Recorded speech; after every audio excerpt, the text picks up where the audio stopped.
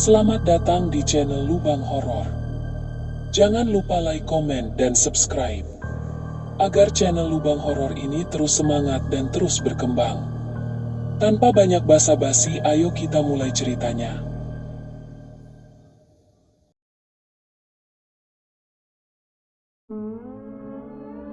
Jalan setapak menuju Cikalong nyaris tak tampak di peta. Ditelan waktu, ditumbuhi akar-akar liar, dan dilewati hanya oleh hewan hutan atau angin gunung yang murung. Langit tampak rendah ketika rombongan mahasiswa tiba. 5 orang, masing-masing membawa ransel besar berisi catatan lapangan, kamera, dan semangat akademik yang masih murni.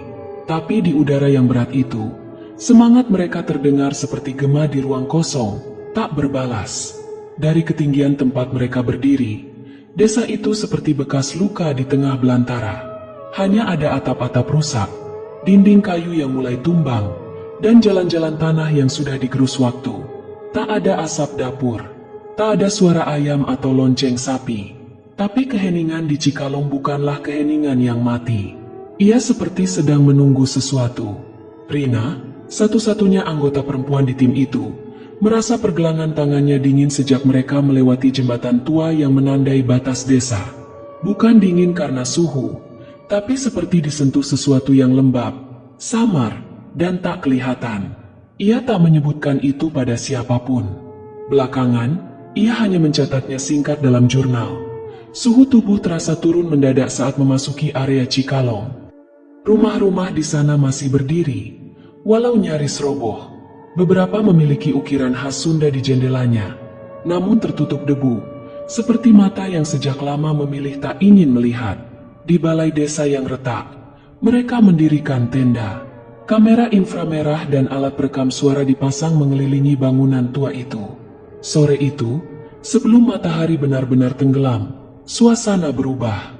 Bayangan-bayangan pepohonan tampak lebih panjang dari seharusnya, dan suara jangkrik tiba-tiba berhenti bersamaan.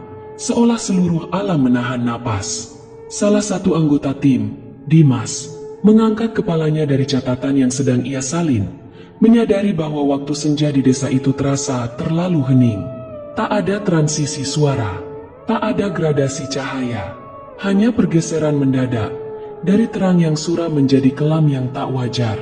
Mereka mengira itu hanya efek psikologis akibat tempat asing dan cerita-cerita lama yang menempel di benak mereka. Tapi saat Rina kembali memeriksa alat perekam di bawah pohon besar dekat surau tua, ia menemukan sesuatu yang tak seharusnya ada. Suara bisikan samar, terekam jelas, seperti berasal dari balik tanah. Ia tak menyebutkannya pada yang lain malam itu. Ia hanya mendengarkannya berulang kali melalui headset. Bisikan panjang, mendayu, dengan irama yang ganjil dan tak bisa dikenali sebagai bahasa tertentu. Tapi yang membuatnya sulit tidur bukanlah suara itu, melainkan fakta bahwa di akhir rekaman, seseorang menyebut namanya. Pagi berikutnya, kabut menggantung rendah, menempel di kulit seperti lapisan tipis keringat dingin. Tanah di sekitar balai desa terasa basah meskipun hujan tak turun semalam. Seperti ada sesuatu dari dalam bumi yang terus merembes keluar. Bau tanah yang aneh, beraroma logam tua dan serbuk kayu lapuk. Rina bangun lebih dulu dari yang lain. Malamnya ia sulit tidur. Rekaman itu terus mengulang di kepalanya. Ia menghabiskan pagi dengan menyusuri bangunan-bangunan di sisi barat desa. Sebagian besar sudah terenggut usia. Dinding-dindingnya bergoyang bila disentuh. Tapi satu rumah tampak lebih kokoh. Pintu depannya separuh terbuka, seperti menunggu seseorang masuk. Di dalamnya, debu menggantung di udara, menari di sela cahaya samar yang masuk dari sela atap yang berlubang. Bau kertas tua menyambutnya begitu ia melangkah. Di pojok ruang tamu, ada sebuah peti kayu. Terkunci rapat pada awalnya, tapi kuncinya sudah rapuh, dan dengan sedikit tenaga, Rina berhasil membukanya. Di dalamnya, tumpukan kertas, beberapa sudah nyaris menyatu karena lembab, namun sebagian besar masih bisa dibaca. Tulisannya berantakan, kadang tergesa-gesa, tapi jelas milik orang yang dulu terbiasa mencatat secara rutin. Di salah satu halaman awal tertulis nama pengarangnya, Mardiman, Guru Sekolah Rakyat Cikalong, 1965. Ia membawa sebagian catatan itu ke tenda. Selama beberapa jam berikutnya, ia dan Dimas mencoba menyusunnya secara kronologis. Banyak halaman sudah rusak atau terbakar sebagian. Tapi narasi yang mereka temukan mengandung satu benang merah yang membuat udara di sekitar mereka seperti mengencang. Tulisan-tulisan Mardiman dimulai dengan deskripsi tentang keseharian mengajar anak-anak di sekolah desa, lalu secara bertahap berubah nada. Ia mencatat soal sumur tua di bagian timur Cikalong, sumur yang digali ulang oleh para pemuda desa. Setelah sumur itu dibuka kembali, hal-hal aneh mulai terjadi. Beberapa warga tiba-tiba menghilang. Dalam catatannya, Mardiman menuliskan bahwa malam-malam menjadi terlalu panjang, dan suara-suara terdengar dari arah sumur meskipun tak ada siapapun di sana. Ia mencatat tentang bayangan yang bergerak di antara pohon, bahkan saat tak ada angin, serta bisikan yang memanggil nama-nama tertentu sebelum orang itu hilang. Halaman-halaman akhir mencemaskan. Tulisannya berubah, tak lagi rapi, melainkan seperti ditulis terburu-buru dengan tangan gemetar. Ada coretan-coretan, kalimat yang terputus, kata-kata yang diulang-ulang. Di salah satu halaman, Rina membaca kalimat yang membuat punggungnya dingin. Mereka tidak mau pergi. Mereka tidak bisa pergi. Mereka masih di sini. Halaman terakhir benar-benar berbeda. Tintanya berwarna lebih gelap, kental, dan sebagian merembes keluar dari tepi kertas. Terlihat seperti darah. Coretan itu memenuhi seluruh permukaan. Kata-kata yang tumpang tindih, kalimat-kalimat tak selesai, seperti teriakan yang terperangkap di balik kertas. Yang paling membuat napas Rina tercekat adalah satu tulisan kecil di pojok kiri bawah, hampir tak terbaca. Jika kau membaca ini, mereka sudah tahu kau ada di sini. Ia menutup kertas itu perlahan. Entah kenapa, saat itu ia merasa desa ini baru saja memperhatikannya. Seiring hari-hari mereka di Cikalong bertambah, waktu terasa mulai kehilangan bentuk. Pagi yang datang terlalu cepat dan malam yang terlalu lama mulai menyatu dalam satu kesuraman kelabu yang tak pernah benar-benar terang atau gelap. Rina mulai merasa seolah dirinya sedang diam di tengah arus waktu yang tak lagi berjalan lurus. Ada sesuatu yang berubah dari udara desa itu. Lebih tebal, lebih berat. Seperti mengandung sesuatu yang tak kasat mata namun terus menyentuh kulit. Dimas, yang selama ini paling rasional di antara mereka, mulai menghabiskan waktunya memandangi halaman-halaman catatan Mardiman seperti sedang membaca kitab keramat. Ia menemukan bagian-bagian yang sebelumnya mereka abaikan. Simbol-simbol aneh yang digambar di pinggiran tulisan, lingkaran-lingkaran berpola di antara catatan harian, dan paragraf yang menceritakan upaya para tetua desa untuk mengusir sesuatu yang bukan dari dunia ini. Ritual itu, menurut Mardiman, dilakukan di bawah naungan bulan sabit, tepat di tengah lapangan desa, mengitari sumur tua yang menjadi sumber dari segalanya. Mereka membacakan mantra yang sudah turun-temurun, menabur tanah dari luar desa, membakar dupa hitam, dan memotong kepala seekor ayam jantan hitam yang konon menjadi penjaga batas antara dunia. Namun sesuatu yang tak pernah dijelaskan dengan gamblang telah salah dalam prosesi itu. Dalam satu bagian catatan, Mardiman menulis bahwa seorang anak laki-laki yang tak seharusnya ada di sana telah melihat sesuatu di dalam sumur. Tak ada yang tahu apa yang dilihatnya. Tapi sejak malam itu, anak itu berubah. Ia tidak berbicara lagi, hanya berdiri diam di depan sumur setiap malam, menatap ke dalam dengan mata kosong. Beberapa hari kemudian, ibunya menghilang, menyusul ayahnya. Lalu satu persatu rumah di sekitar sumur menjadi kosong, tanpa suara, tanpa tanda. Yang paling membuat merinding adalah bagian ketika Mardiman menggambarkan bagaimana warga desa mulai bermimpi tentang hal yang sama. Bayangan sosok tinggi di hutan, dengan mata merah yang bersinar seperti bara. Sosok itu tidak pernah bergerak, tapi terasa mendekat, malam demi malam. Warga mulai mendengar langkah kaki berat di halaman rumah mereka. Tapi setiap kali membuka pintu, hanya kabut dan tanah basah yang tersisa. Yang tersisa dari ritual itu hanyalah rasa bersalah dan kecemasan yang tak bisa diusir. Mereka mencoba membakar sumur, menutupnya dengan batu besar, bahkan menghancurkan altar ritual. Tapi tak satu pun berhasil. Apa yang sudah masuk tidak bisa dikeluarkan. Begitu tertulis di salah satu halaman, dalam huruf yang tampak lebih gelap dan kasar dari sebelumnya. Rina mulai bermimpi tentang seorang perempuan berkebaya merah. Awalnya hanya berdiri di kejauhan, memandangi tenda mereka dari balik semak. Tapi setiap malam, jaraknya semakin dekat. Dalam mimpinya, perempuan itu selalu berkata hal yang sama, dengan suara yang nyaris tak terdengar, mengajaknya pulang.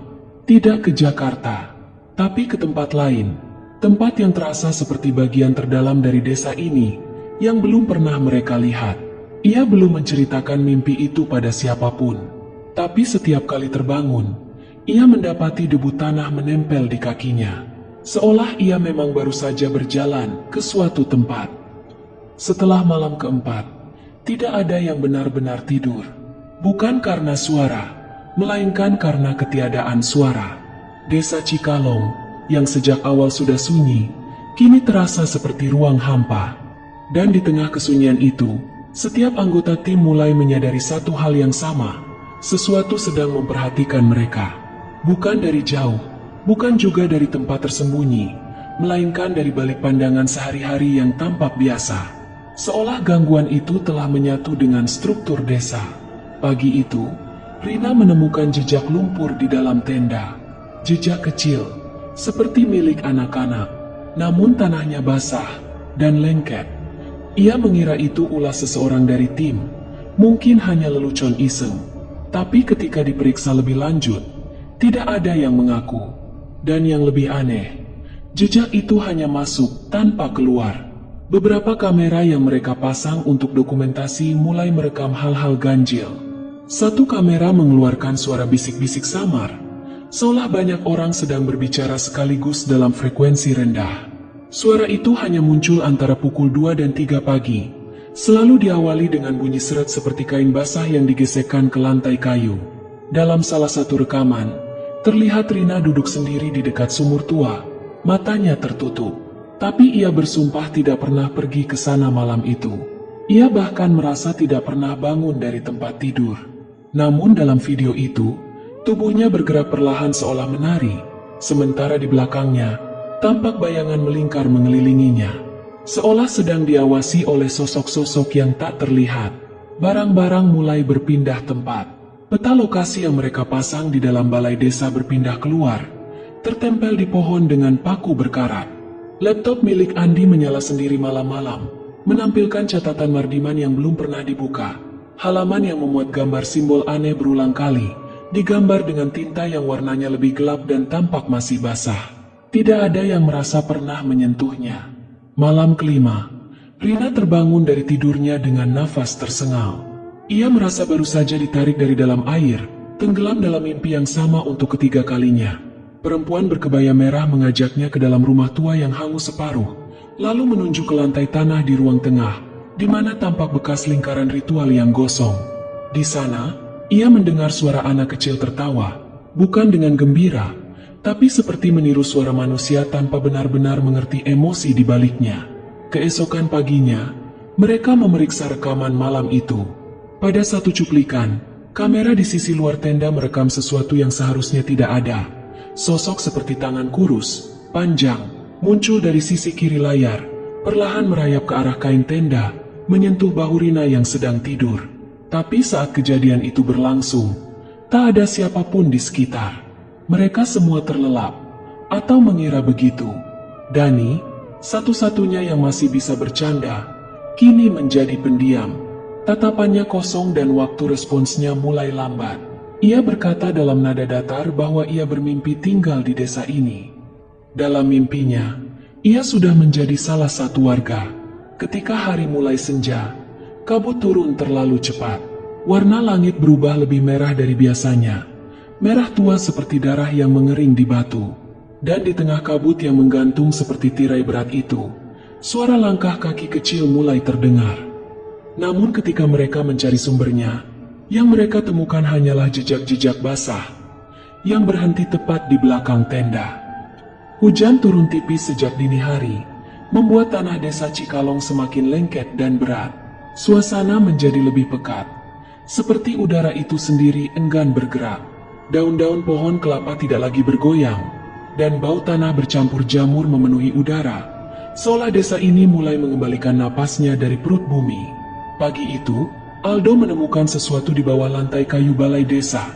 Sebuah papan yang lebih tua dari yang lain, sedikit terangkat dengan celah kecil di sisinya.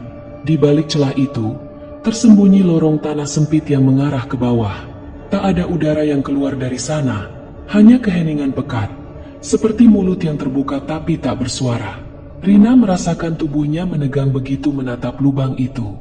Ia tak tahu mengapa, tapi pikirannya seperti langsung diseret pada fragmen dari mimpinya. Lantai tanah yang hangus, lingkaran terbakar, dan suara yang datang dari bawah. Bukan suara manusia, tapi sesuatu yang lebih dalam. Seperti gema pikiran yang tidak pernah ingin didengar. Mereka menyiapkan senter, satu kamera, dan masker kain seadanya. Aroma dari lorong itu terlalu asing untuk dijelaskan, seperti bau besi, darah, dan pakaian basah yang tersimpan terlalu lama. Setiap langkah ke bawah terasa seperti melintasi waktu yang tidak lagi berjalan sejajar dengan dunia luar.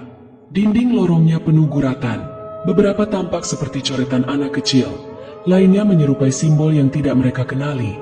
Lingkaran-lingkaran yang bertumpuk, salib terbalik dengan garis-garis tambahan, dan bentuk mirip wajah tanpa mata. Tak lama, lorong itu bercabang. Mereka memilih jalan yang lebih sempit, yang tampaknya jarang dilewati. Di sana, tanahnya lebih lunak, hampir seperti lumpur, dan udara menjadi lebih dingin. Cahaya senter mereka hanya bisa menembus beberapa meter ke depan, sebelum dilahap kembali oleh kegelapan yang begitu padat. Di dinding, muncul bercak-bercak merah kehitaman, mengering tak merata, seolah bekas cairan yang sempat menyembur dari luka terbuka. Tak ada hewan, tak ada suara, tapi di satu titik, Rina menyadari, mereka bukan satu-satunya makhluk hidup di lorong itu. Ia tidak tahu bagaimana menjelaskannya, tapi ada tekanan aneh di udara, seperti napas yang sangat pelan tapi ada di belakang tengkuknya. Di tikungan sempit, mereka menemukan ruang kecil seperti bilik. Dindingnya lebih keras, seperti dilapisi batu atau arang. Di dalamnya, tertanam batu-batu kecil dengan ukiran samar. Dan di lantai, tersebar tulang-tulang kecil, terlalu halus untuk hewan liar. Beberapa masih utuh, dengan sisa tali rafia tua membelitnya, dan satu tulang belikat masih menempel pada potongan baju anak-anak berwarna putih yang telah menguning. Jejak kaki kecil terlihat jelas di tanah basah ruangan itu. Tidak satu, tapi puluhan. Jejak itu seolah berputar-putar, kemudian berderet menuju ke satu arah. Lorong yang lebih gelap di sisi lain bilik. Tapi yang membuat Rina membeku adalah kenyataan bahwa jejak tersebut baru, tidak berdebu, tidak tertutup lumpur lama. Seperti dilangkahkan pagi ini, Andi, yang sejak awal terlihat gelisah, mulai memegangi kepalanya sambil mundur. Ia mengatakan sesuatu dengan suara terputus-putus, kalimat yang tak sepenuhnya bisa dimengerti. Kata, dinding, dan mereka hidup di batu, terdengar jelas sebelum ia tiba-tiba berlari masuk ke lorong gelap itu, seolah ditarik oleh kekuatan yang tak terlihat. Mereka berteriak memanggilnya, tapi gema suaranya hanya tenggelam dalam lorong tanpa ujung. Setelah 3 menit mengejar, jejak Andi berhenti begitu saja. Tidak ada cabang jalan, tidak ada tempat bersembunyi, hanya lorong lurus, dengan dinding yang kini mulai terasa berdenyut, seperti nadi besar yang mengalirkan sesuatu yang tidak mereka pahami. Suara bisikan mulai terdengar di segala arah, samar namun jelas cukup untuk menyampaikan satu perasaan, mereka tidak diundang. Saat mereka berbalik kembali ke permukaan, lorong terasa lebih panjang dari sebelumnya. Seolah waktu di dalam tanah berjalan dengan logikanya sendiri. Dan di pintu keluar, cahaya senja menunggu, lebih merah dari yang bisa dijelaskan, seperti matahari tenggelam di balik kabut darah. Setelah kejadian di lorong bawah tanah, tim tidak lagi utuh. Andi menghilang tanpa jejak, dan suara-suara dari dalam tanah terus terngiang di kepala Rina bahkan setelah mereka kembali ke permukaan. Balai desa yang sebelumnya menjadi tempat berlindung kini terasa seperti jebakan besar, mengintai mereka dari setiap sudut kayu yang berderit. Langit sore menggantung rendah. Matahari tampak seperti terjebak di balik kabut tebal yang tak kunjung menghilang. Senja tidak lagi berwarna jingga, melainkan merah tua seperti luka lama yang terus menganga. Di kamar tempat mereka beristirahat, Rina memeriksa ulang rekaman dari kamera yang dibawa ke lorong. Awalnya hanya gelap, suara langkah kaki, dan bisikan samar. Tapi di menit terakhir sebelum sinyal putus, tampak sesosok tubuh anak kecil berdiri di ujung lorong.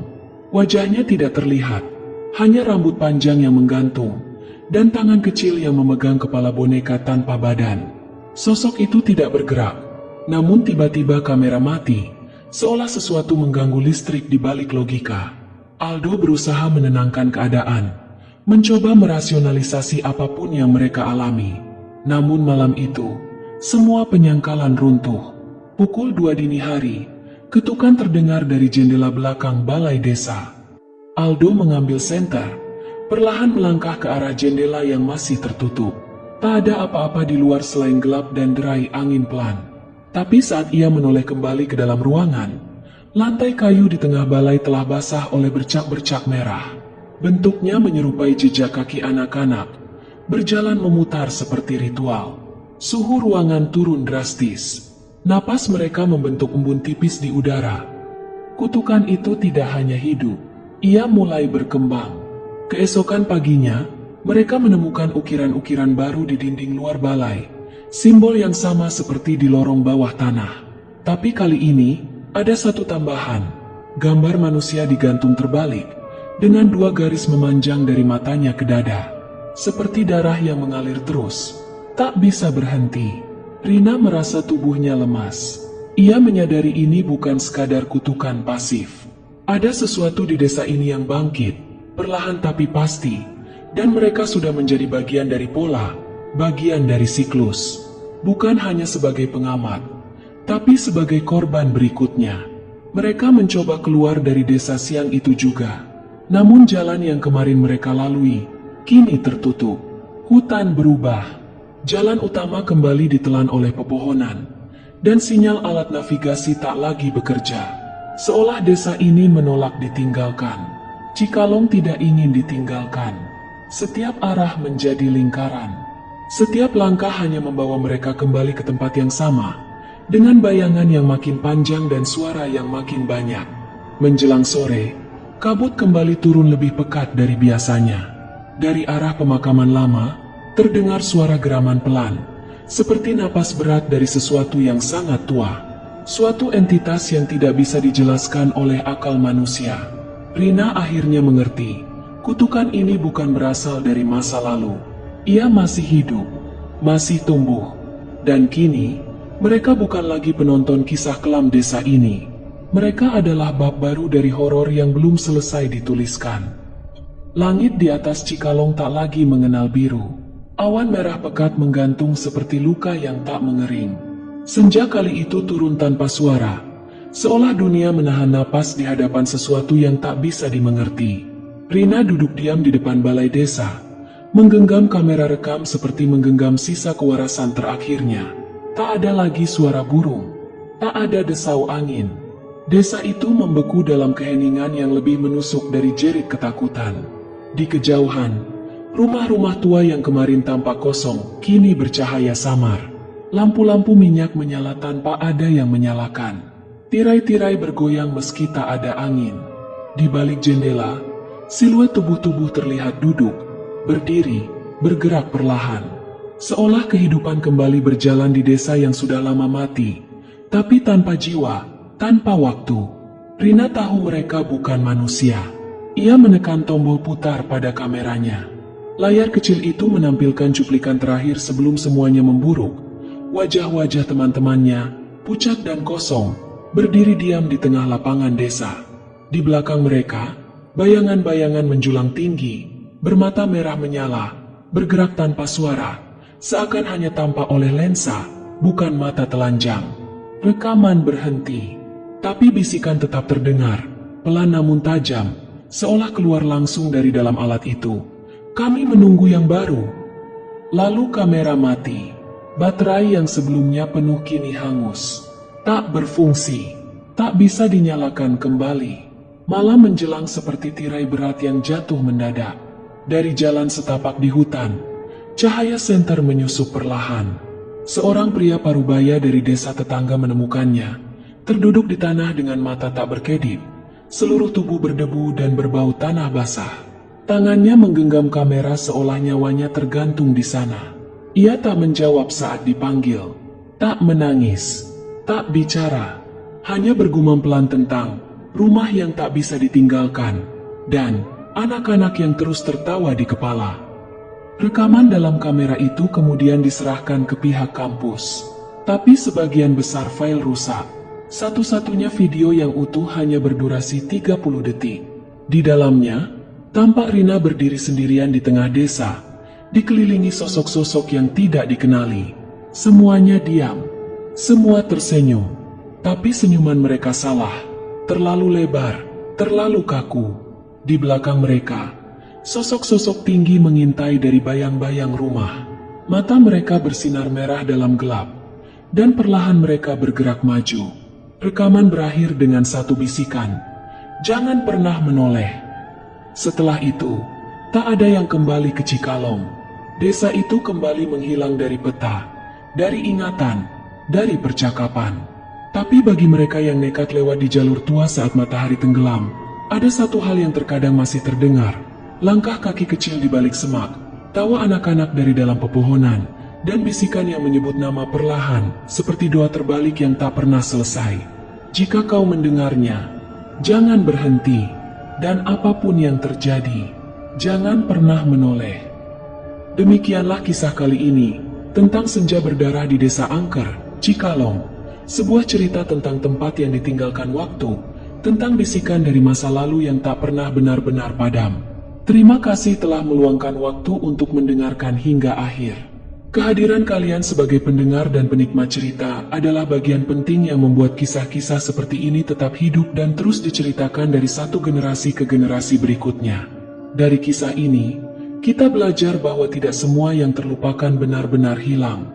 Ada masa lalu yang tetap membekas, menunggu untuk ditemukan kembali, entah sebagai pelajaran, peringatan, atau penebusan. Dan terkadang, rasa ingin tahu tanpa batas bisa membuka pintu-pintu yang seharusnya tetap tertutup. Ingatlah, tidak semua tempat membutuhkan jawaban. Ada kalanya yang terbaik adalah menghormati yang tak terlihat dan melangkah pergi tanpa menoleh. Sampai jumpa di kisah selanjutnya. Tetap waspada dan jaga langkah kalian, terutama saat senja mulai turun.